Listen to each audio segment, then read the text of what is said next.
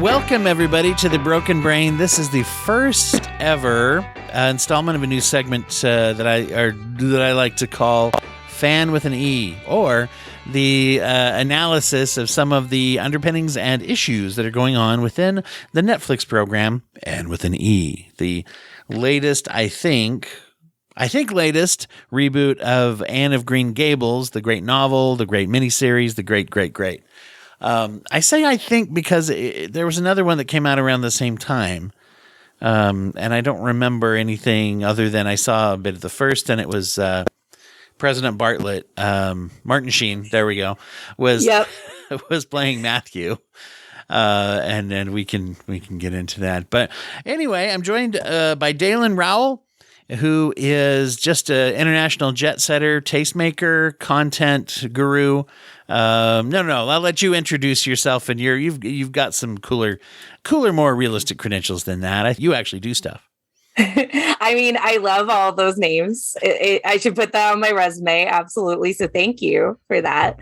Yeah. So hi, my name is Dalin. I am a freelance writer / film pundit. I write for /film and a bunch of other websites that you might have seen my name on, and I love movies, TV, and with an E. We came across each other in the Paprika Facebook group. Those of you that listen to the show know, of course, Daryl's been on the show before. Daryl Mansell's wonderful Facebook group. One of the, I guess I'd say maybe safest, funnest examples of fandom in a Facebook group that I've ever seen. Non-toxic. If you're toxic, they'll kick you out. So if you're listening to this and you're toxic, don't sign up, but you might want to check it out. So I kind of put the call out on Paprika, knowing that there's fans of every kind of medium that you can think of, and you were nice enough to respond. I really enjoy this show, and with an E, and we're going to get into all the different things that they do with the storytelling. I thought it might be fun just briefly to touch on what kind of experiences we may have had with Anne of Green Gables and Anne of Avonlea and all the different things. Mm-hmm. And to kind of talk about maybe what that means to us. What about for you? What was your first exposure to Anne of Green Gables? So I got into Anne of Green Gables because my mom was a big collector and proprietor of VHS tapes of anime that was made in the late 70s and early 80s that she would get from places like Blockbuster, the library, and also bootleg stores in Chinatown in the New York City area. Cool. And there was an anime series called, I think it was Akage no An is the way you say it in Japanese. And there is a series of literature adaptations made by Nippon Television that is called their Masterpiece Theater series. And Akage no An was one of them. I've never heard of this. This is wild. Yeah. So that's how I got exposed to Little Women, how I got exposed to Heidi of the Alps, how I got exposed to, obviously, Anne of Green Gables and all those classic literature stuff. They are primarily really famous for an adaptation of Dog of Flanders, which a lot of people grew up with around our age. So, but Anne of Green Gables was what I grew up with a very bad bootleg that was not in good condition, all in Japanese with very limited, shitty subtitles. So, oh, that's wild. Yeah, I'm going to have to try to track this down. I don't know if it streams anywhere, but we'll have to see. You can find it in the corners of the internet for sure. And the opening sequence is a vibe. So you should watch that at least. Okay. Yeah. Special. Even here we are doing a special episode, and I want to plan another special episode for that. We'll see if it comes up. That's interesting because my exposure was, and I think I saw the miniseries first, but I also read the book Anne of Green Gables when I was younger. But they used to, of course, always plug that for a pledge break on PBS, right? Oh, yeah, those who are used to that. They'd show all of the miniseries of Anne of Green Gables, and then they'd come on, of course, and be like, it's programming like this that makes PBS, which I don't get me wrong, I actually really enjoy PBS for that reason. Same. Not just for that reason, but for lots of reasons, the programming and stuff. But yeah, the pledge break was always kind of fun because they have people who have to vamp through all this time and get you to donate. If you donate $100, we give you a tote bag or something like that. The resurgence seemed to come at the same time. There's a lot of parallel thought in film production and TV production. And so when Anne with an E came out, then the other new one, which I can't remember what it's called. It was just Anne or something. I think it was Anne of Green Gables, something like that. But yeah, and that was also on PBS, I believe. I did not catch that one other than, like I said, the first few minutes. And Martin Sheen was in the middle of a monologue, which to me was a little bit of a departure from the Matthew that I'd seen. I will tell you, I went into both seeing that and also watching Anne with an E with oh man, you've got Colleen Dewhurst and Matthew Farnes, I think is the name, who just played those characters so wonderfully. I was like, there's no way. And I'll just say it. I think they knocked it out of the park with this reboot as far as the casting. I think it's fantastic.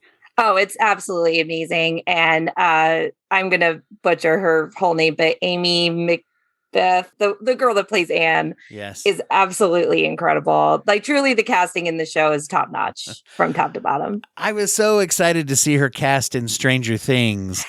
And she's in it like 2 times for like a minute each or something like that. And I'm sure she'll play a bigger role in the next season, but I really hope she does. My goodness, does she look like Ringwald?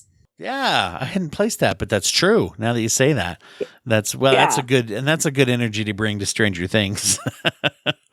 I agree. And also Anne with the knee, because I think Anne has a lot of qualities of many of Wald's characters in the John Hughes sphere, of standing out and whatnot. Oh, absolutely.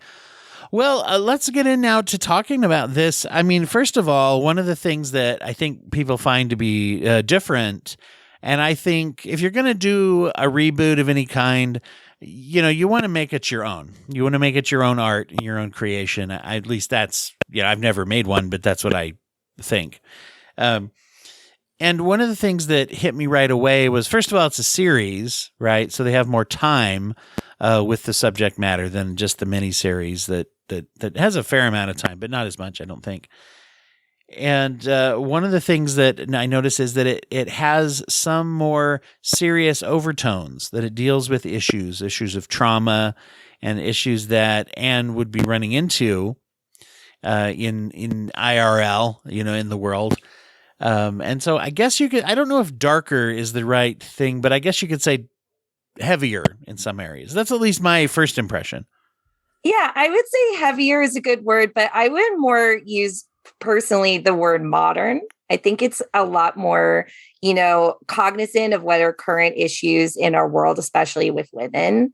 And that's what really drove me to the show, while also being a great juxtaposition of beautiful kind of country core, aesthetic, Pinterest vibes with really intellectual storytelling. And I think that's why this version is the one that sticks the most with me out of any other one I've ever seen. Well, you're right. It does touch on some of the modern sensibilities, but yet things that would be issues of the time as well. You've got some of the overtones, and you see it represented in the older depictions a bit to where there's bullying, but this really goes into, here's some of the bullying in a small town. Here's what can happen. And in later episodes, there's issues with both a closeted gay character as well as some issues of being rumors and things like that, and how that can affect especially young women, as you put it, just things like that. So yeah, some issues that and it's funny to me, people sometimes have a problem with that kind of thing, saying like, oh, we're putting our modern values. And it's this one, I think they actually pull off really well, showcasing, here's people existed back then, by the way, and they, had to, they had to work with things they had in a time that, was not always friendly to that.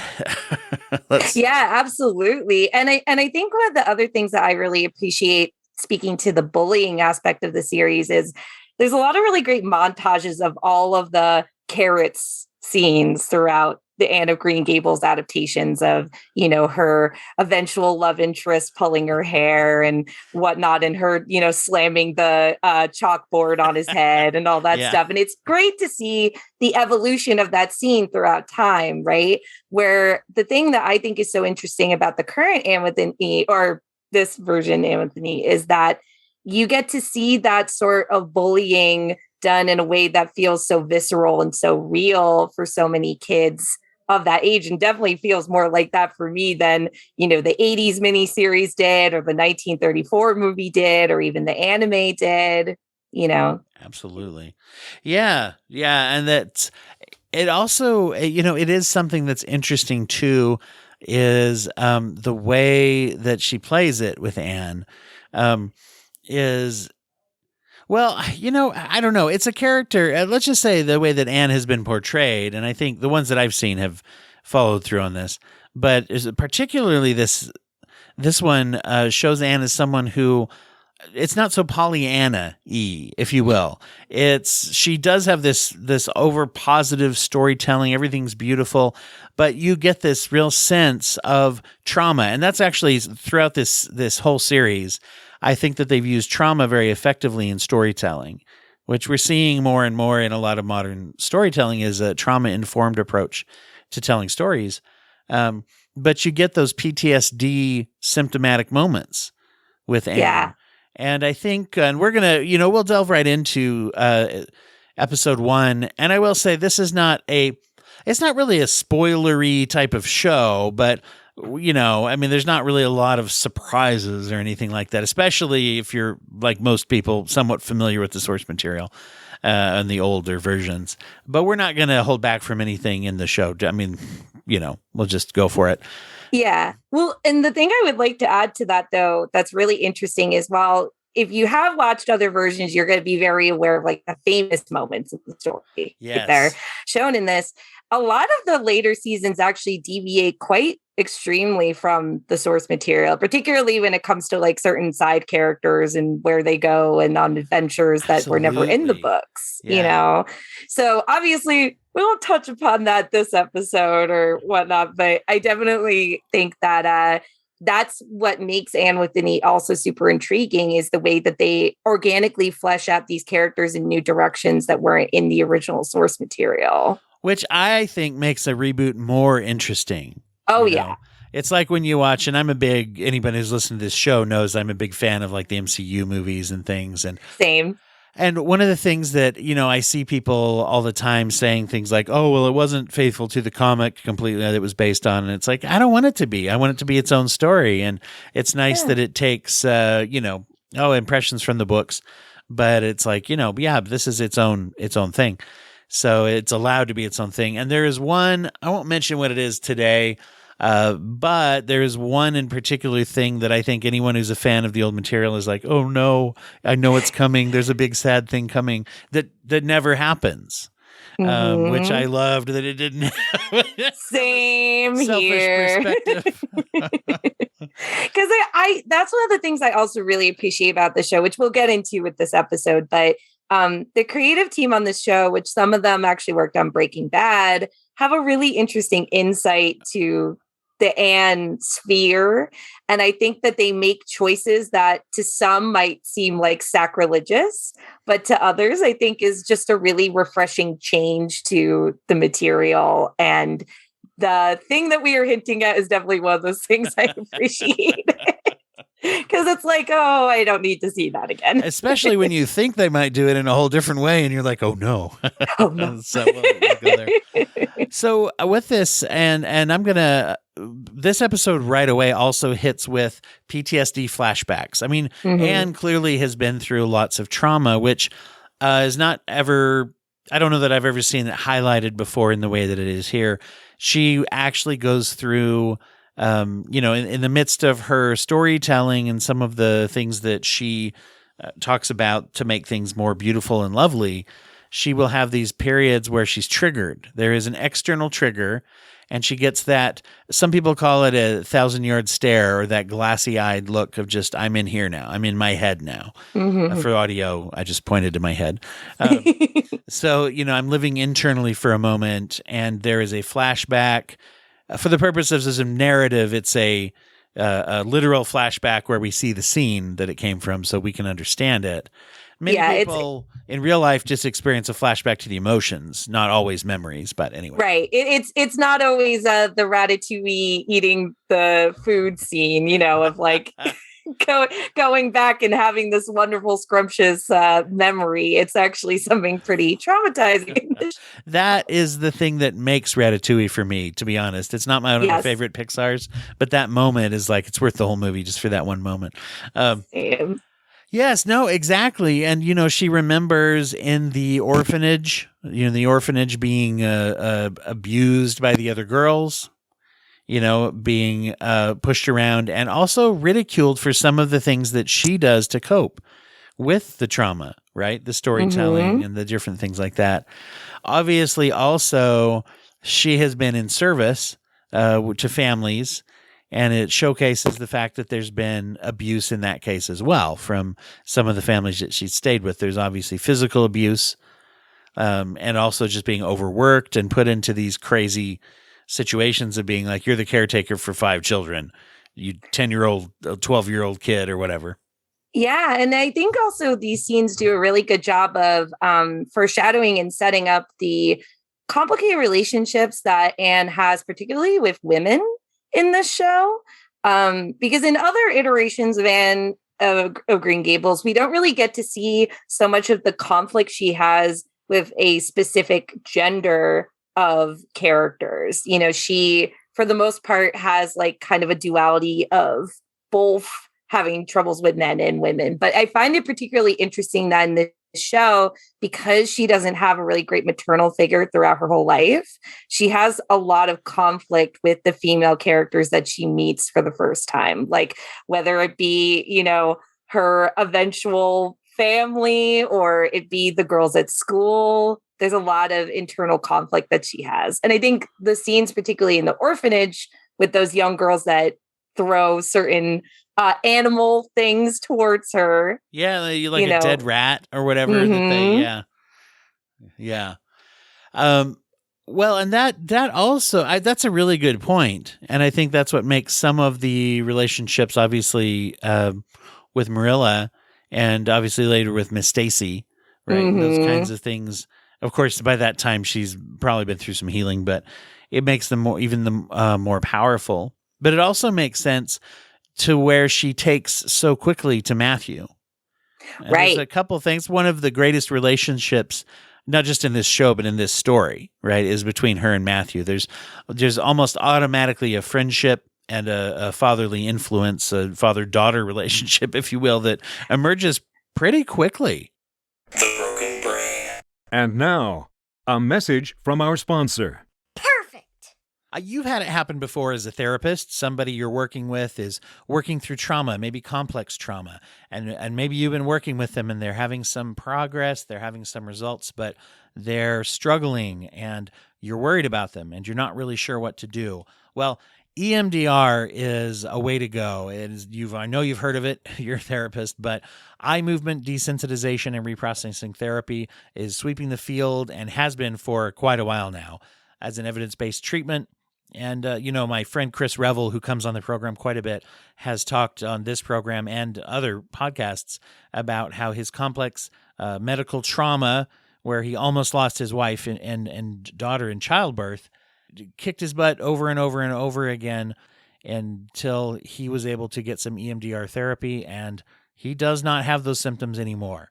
So it's such an exciting thing. That's one of the reasons why I have had a sponsor come on the show. Carol Miles and Viviana Triana are trainers and social workers who train mental health professionals in EMDR. You can get EMDR certified by going to their trainings, which are online and easily accessible. You can get your continuing education credits as well. We are having a phase 1 training coming up September 7th through the 9th, and I'll be joining you as a student, as well as having them sponsor the podcast here. Phase 2 training is also coming up in October. They also have an option for those who have studied, who have done some EMDR in the past, but need a refresher to come in and audit the program for a fraction of the cost as well. And you'll see that when you go to carolmiles.com and click on trainings. When you register, there's different options for students, for working professionals, and for those who just need to audit and pick up the tips and tricks and things to help them get back on it, particularly focused on working with children. So very, very exciting, and looking forward to meeting you, myself, there at the training. Sarah Galloway, who is one of the folks over at Mental Health Value, an apparel, art, and others things company that supply all kinds of cool looking and awesome things. We were able to chat, and she gave me a deal on something on their website, anything really, and I'm passing that deal on to you. mentalhealthvalue.com is the website for a small startup company focused on spreading good thoughts and good feelings about mental health. You can get shirts, you can get an art print, we can get all kinds of things. They donate a portion of their sales to different mental health charities, primarily focused on NAMI. If any of you are familiar with NAMI, the National Alliance on Mental Illness, that's legit. That is a wonderful organization. We've talked about it on the program before. And gosh, way back when, we had a suicide prevention training by one of their employees who came on the show.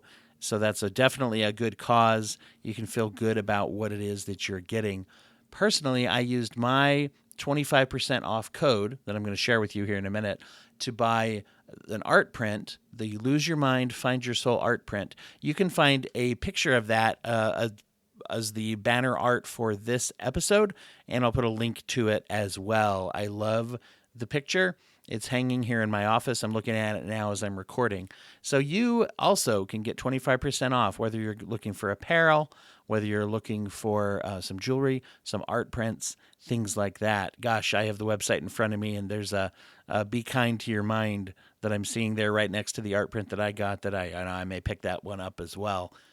The code is MENTAL25. That's all one word, MENTAL25. And that'll be good for a week or so for Brainiacs to hop on there and use that. So make sure to get over there, mentalhealthvalue.com, and check that out. Great deal. Thank you to Sarah and the folks at Mental Health Value for making that deal available for all the Brainiacs out there. Marilla is much more the leader. Like, she is much more the authoritative energy in the household. So it makes sense that Matthew, being the more submissive and more calm figure between the two of them, is the one that connects more with Anne instantaneously. And I think that works so well with their dynamic because of Anne being so much of a talker and Matthew being so calm and quiet. And that duality is very well portrayed between all three of the characters in this first episode. You can really see them bouncing off of each other. And as I mentioned trauma earlier, you've got three people, all of whom are highly traumatized, I would say, by some of their experiences, both things that lack in Marilla and Matthew's experience that just never happened for them. Maybe the estrangement from society a bit, from being a brother-sister, never married, that their childhood, it gets into. So they're walking around with their own trauma, and Anne is now introduced with her trauma in a completely different way. Stoicism is not the way that she is coping as it is for the two of them. Yeah. One of my favorite moments is during the pickup from the train. Once again, we're watching for those classic things, and here's Anne being left, and of course, Matthew and Marilla have adopted a boy, they think, to help around the farm and to possibly live with them. And when he picks her up and gets her in the little buggy, he's, of course, just kind of blown away, like, I don't know what to do. This girl, I guess we'll just go home. I can't leave her at the train station, for crying out loud. Yeah. Obviously. And as they're going, she is just going on and on and on about different things of how beautiful it is. Here's her imagination, all this. And he's completely just stone silent through this. And I love the little exchange where she says, "Am I talking too much? Adults always tell me that I'm talking too much." Yeah. And then he says something that she may have never heard before from an adult, which is, "I don't mind. I like it," you know? Yeah, which is a fantastic play off of their relationship and a great setting off point for where they're going to go as the show continues on. You could say the major coping skill that Anne has with the world around her and with her trauma is that she tries to be very optimistic. One of the real showcases of this that I wanted to get your reaction to is her tendency to rename things. She will rename them either after literature or things that she thinks are romantic or dramatic or beautiful. And she'll relabel everything around her, like this grove of trees is now the awning of beauty, or I don't remember the exact term she used. What are some of your thoughts about the way she names things? First of all, I connect a lot with Anne as a character in every adaptation because I, as a neurodivergent person, have often seen the world in a similar sort of fantastical, optimistic, and fantastic-y fantasy way, all the words. I absolutely was someone that would rename things that were ordinary so that they could be more grand and magical and romanticized so that, my kind of humdrum life would seem more just epic and grandeur and whatnot. So I absolutely think that that is a beautiful thing that she does. And again, the actress Amy Macbeth does an amazing job of making that text have more life in it that, any other actress might have done in a very kind of plain way. There's a term, disassociating, for anyone who's familiar with that out there. And it's interesting because you see different versions of this. There's as we mentioned before, the glassy-eyed stare pulling inside. In trauma, they talk about how we have a fight or flight response, but nowadays it's a 4-part response. There's fight, flight, freeze, or fawn, or friend is another term for fawn.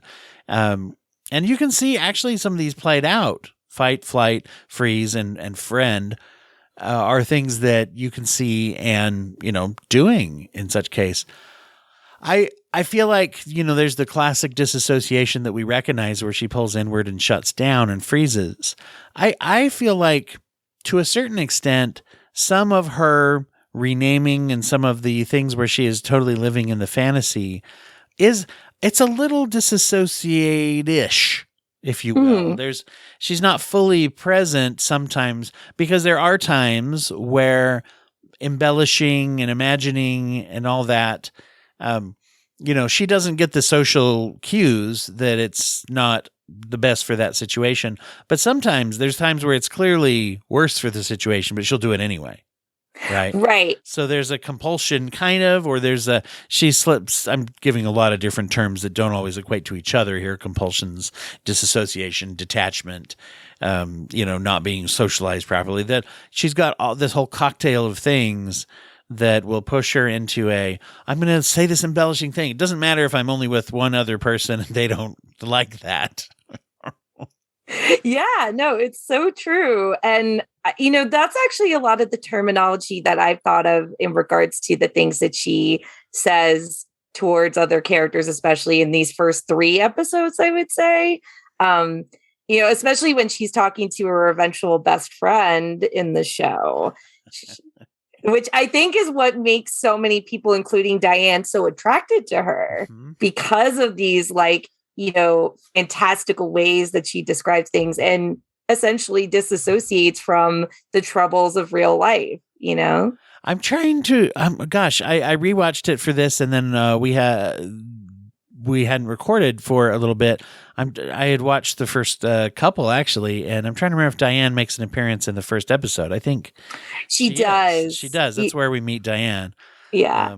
Agent Olivia from Odd Squad. Anybody who's watched that with their kids or whatever.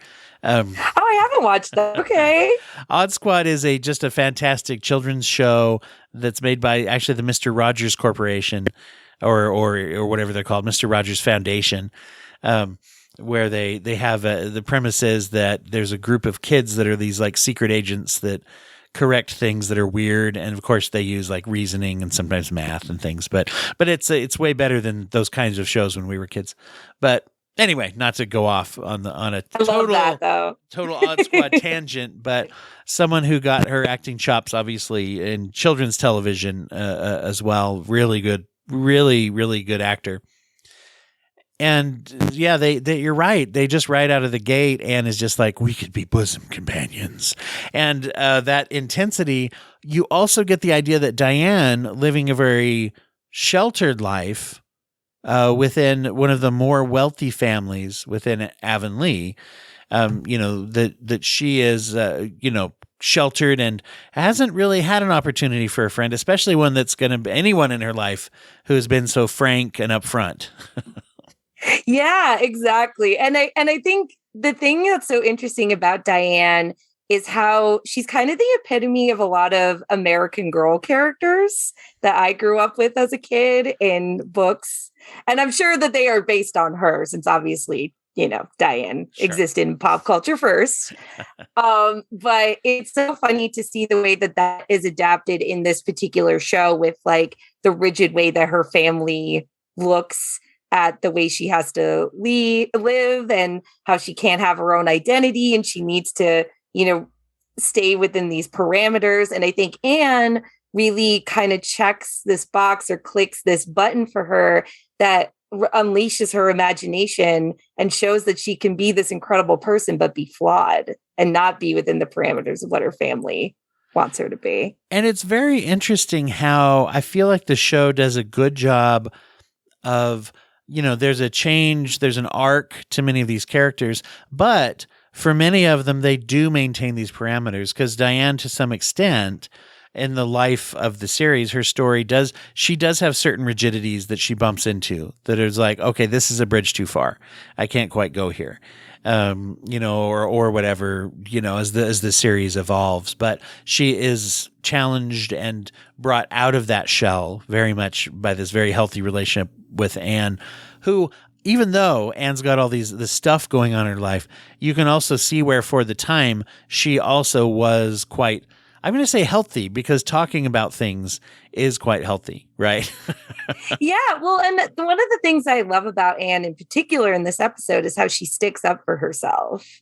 Like, especially during the episode's very intense final moments involving a certain jewelry item, she definitely tries to, stand as someone who knows her rights, knows who she is, and that like she isn't all these things that people have associated with B because she's an orphan. Absolutely. No, it is when she yells at Marilla's best friend, or when she is pushy, and she does what she needs to do to try to survive. But also there is a strength and intensity to where I think you see this in children and in people who they're not used to people standing up for them. No one else is going to do it. And even when she's sure, like, oh, okay, you're going to kick me out now. Also, really cool is that you see her having this life experience when she jumps right off the buggy, for example. This is the time where she first impresses Marilla when they're traveling and the horse goes crazy. She jumps out of the buggy and actually takes a hold of the horse and is like not scared. And you get the idea that this is definitely something that other kids around would not know how to do. Which, to someone who is the practical stoic that Marilla really is, she takes to that right away and says, "Oh, wow, you're quite handy with you weren't scared at all. You didn't like she might expect that some of the little girls or young girls around that area might be, because once again, the Dianes who are socialized to be like, oh, yeah." It's so true. And especially when, in the beginning of the episode, when Marilla and Anne first meet, she says, oh, I can do the things that the boys do here on the farm. Like, why are you making the assumption that I can't do it just because I'm a girl? And it's great to have that scene of that horse moment play out, because then Marilla does get the proof that she can do the things that anybody on the farm can do. regardless of their gender. Yes. Yeah, and that's where she pitches in to say, well, you need me to be a boy? Oh, whatever. I'll do boy stuff. I'll do whatever you need me to do if you will let me stay. And it's one of the things that it might be interesting to touch on here at this point is Matthew and Marilla's relationship, as you mentioned before. Of course, they are brother-sister, neither married or ever really moved out of the farm at all. And they both have just had this experience of running this farm together. So at the same time that they are brother-sister, there is this practical sort of couplehood, this co-team management that they have to have of their home and their resources. They have a household together, right? And you see, as you put it, Marilla's in charge, and Matthew is more than willing to sit back and be like, yeah, you're in charge. And especially if that means I don't have to talk to anybody. Right. And the thing that in particular I find really fascinating is it almost seems like Marilla has always been in this show the leader, the dominant force. Yet when she's with Rachel, who is her contemporary, who is a similar but very different sort of antagonistic energy, she kind of becomes more of a wallflower. And she kind of becomes a little bit more like, fading into the background compared to Rachel, who is this very, prominent, fancy woman of the town and a gossip monger and all this stuff, And I just think that duality in those relationships that are so important to Marilla is so fascinating. There's an old saying that I heard once about family, and I'm going to apply it to a very small, tight-knit community. And I think anybody who has a big family or has lived in a small town or maybe grown up in a tight-knit, maybe religious community or whatever community that you've been a part of, I think we can identify with this. But the saying is that it's kind of like getting in an elevator with a bunch of strangers and then never getting off. Right. And so I've often thought this about the Rachel and Marilla relationship is Rachel often Marilla tolerates Rachel sometimes, or there's a big eye rolling, kind of thing, but yet they're best friends. And part of that might just be that there's no one else around. And that sometimes, even though that sounds like a negative statement, one of the things that does is it forces you to see the good in someone if you're going to talk to them at all, right? If you're not going to be alone, basically. It's so true. And you can tell that she sometimes is at her wit's end with Rachel, that she just cannot stand her. Right. And that Rachel is so the opposite of Marilla in that, she does her hair in a certain way. She has more luxurious clothes and she thinks more about the appearances of people and how that is a big factor to her. And I think that's what also really makes the very iconic moment of her and Anne facing off against each other and the appearances being a very important thing to Rachel. Just makes such a huge impression on the audience. At least it does to me. Absolutely. Well, and that's one of the times where Anne's way of coping with something is counter to her survival in a way, if you will, because many people just be like, well, I'll just take it. And she's just like, no. And the other thing that I think is very fascinating is that in those practical matters, you saw where, Matthew is, of course, just like, yeah, Rachel Lynn sucks. I mean, you can tell he's just like, I don't care. But Marilla, one of the interesting things is you see a divide between them in that relationship with the issue when she thinks Anne stole and lost the brooch, right? That's a personally hurtful thing to her. But her reaction to, Anne's like, you're going to kick me out now that I yelled at your friend. And she's just like, no. That's not, and I, she even tells Rachel, it's like, she was right, kind of. I mean, she doesn't say it that way, but, she stands up for her, which is very interesting to me. Here's someone she has no reason to have affection for right away necessarily, but she's like, you were mean to her and she doesn't know how to act. What did you expect? Right. And also I love that Marilla even acknowledges that Rachel is a problematic person in that moment. And it's kind of like, yeah, she is kind of a like not great Like, And so they never say this, and maybe it's subtext. I don't know what the actor's intention was or the director, writer's intention, but I get a vibe there that maybe Marilla's a little pleased to see someone take Rachel down a peg. absolutely. Well, and I definitely can speak to the fact that I've had friendships where I've been friends with people that are a Rachel, we can say. And there are moments where you just are like, you end up kind of accepting them for their quirks, right? But as you get to see these other people there, these new energies come into the middle of the friendship, and they're a lot more, they don't have as much of the baggage that you do within that friendship. And they're able to say a lot more honest things about that friend that has those not so great tendencies like Rachel does. It's something that I was like, yeah, I relate to that immensely. So one of the things that is really big is at the end of course, which sets us up for and we may, talk about the second episode at a different time, because that's one of my favorite actual episodes. We'll get into why. So good. But it sets it up for where she's getting sent back because of the supposed theft of the brooch, right?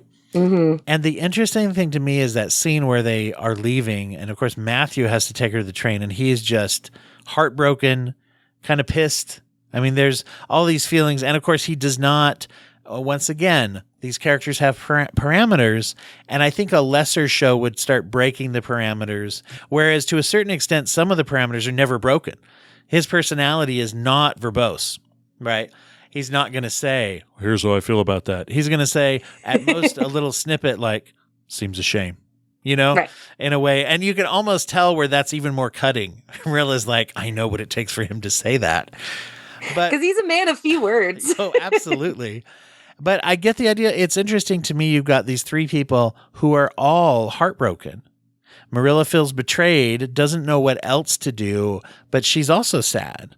And then, of course, right. Anne is devastated by this concept, and angry at being presumed guilty.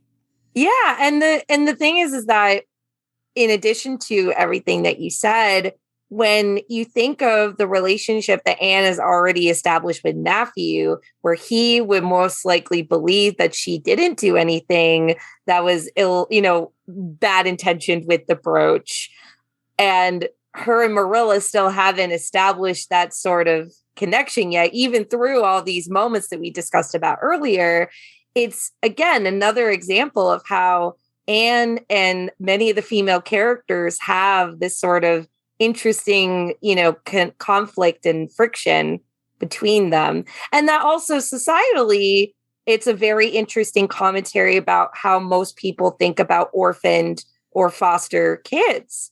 And that, they must be, doing things like stealing things so that they can make money, or, trying to backstab other people. And that's an awful thing to think about someone that's in that, life perspective.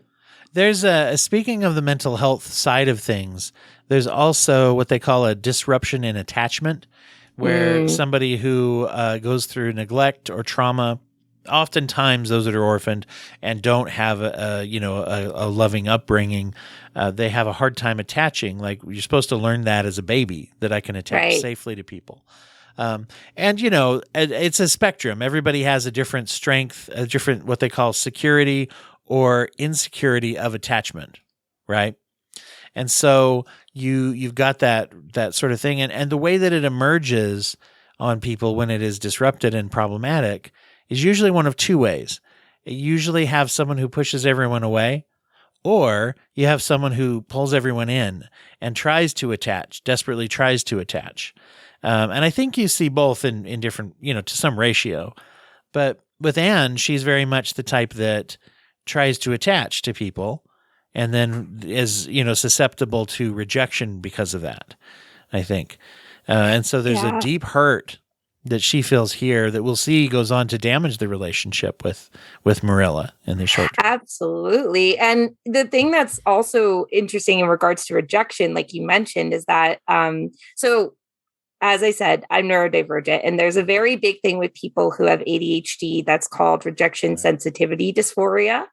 And I can't help but notice that Anne has some things kind of related to that, especially in that scene and in other moments of her having that huge feeling of the impending rejection.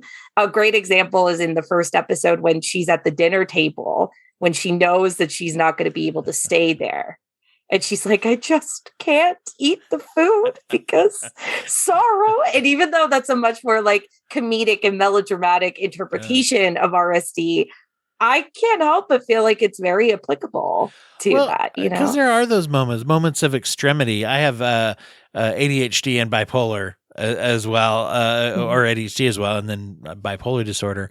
And yes, there are those moments where even looking back on your own moments of depression, suffering, mania, whatever, detachment, rejection, all those, there are times where I can look back and even go, oh, geez, you know, I was really dramatic in that moment. And, you know, I was losing a fight with a cupboard or a salt shaker. That was pretty, you know, whatever that was.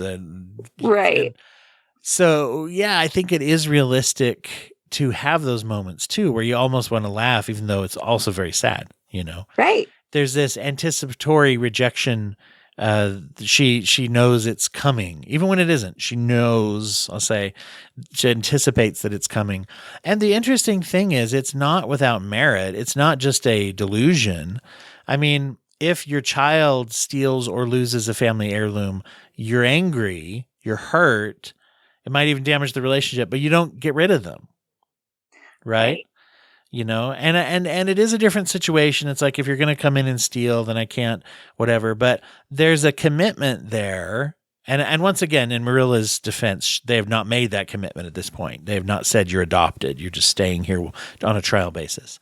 So not to pick on her. However, for someone who's like, everyone's going to get rid of me. If we do any eye rolling to that, I think we have to stop and understand that doesn't come from not being rejected.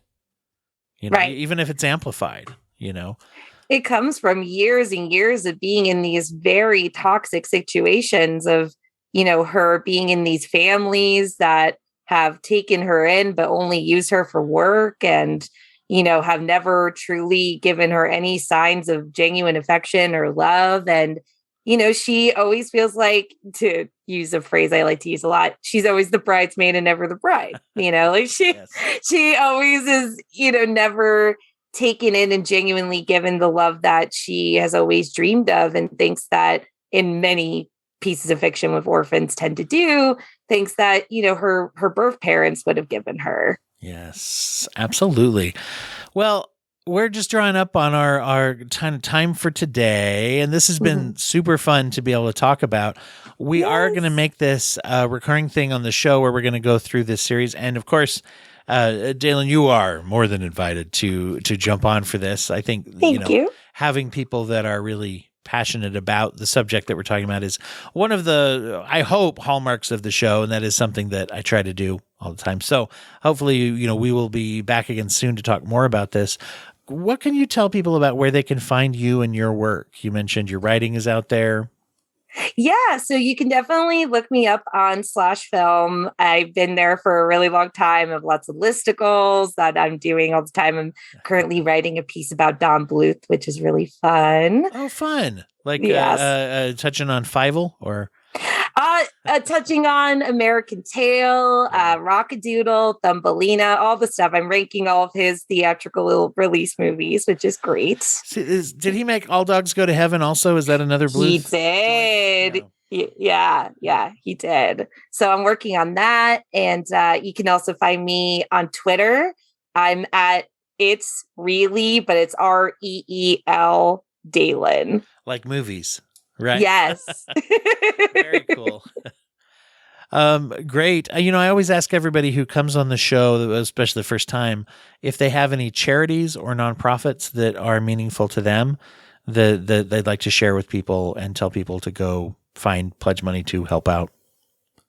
Absolutely. So I'm a really big fan of theme parks. And because of that, I have a huge love and obsession, admiration for Give Kids the World, which is a very cool organization that helps kids in a sort of Make-A-Wish style foundation get to go to Disney World and other Orlando-based theme parks during a very tumultuous time in their life, and also gets to give them a really cool house and place to stay in that's themed to magic and Disney and whatnot. But it really allows for families that are in really not so great situations to get to experience the magic of theme parks. So. Fantastic. I'd never heard of that before. There's a lot of the charities that we have, are ones you kind of heard of, or at least the cause. I didn't know that was happening at all. That's fascinating.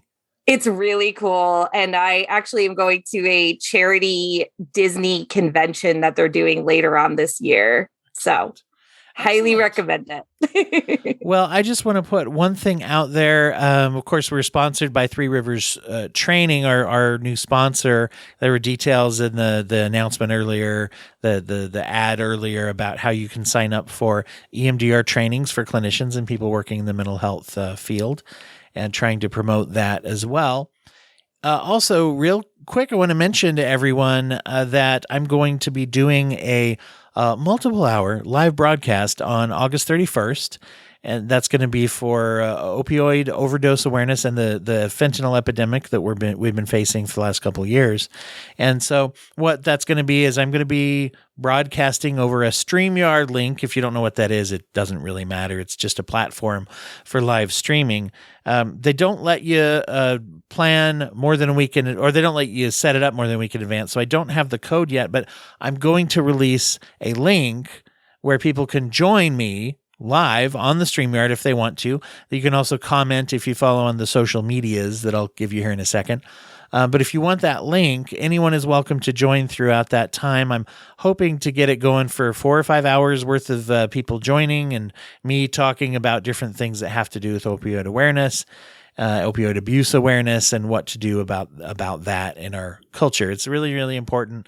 So please jump on. You can go to facebook.com/breakabrain. You can go to Twitter @breakabrain, or go to Instagram @brainiacs ahoy. Those are our social media outlets for the show, and that's where you can find that and eventually find the link to join. Or if you follow any of those places, you can, especially Facebook and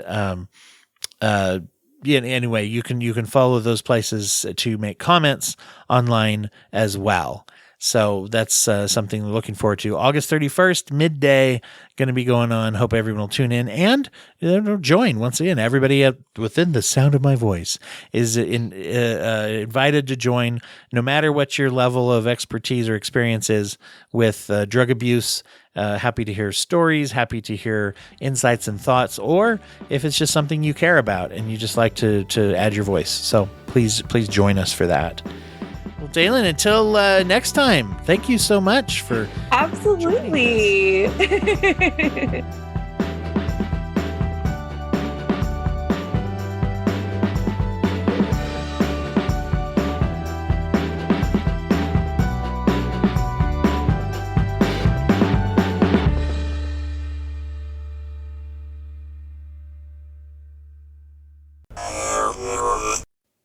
Thank you for listening to the Court Arts Podcast Network. To listen to more Court Arts shows, visit courtemparts.com.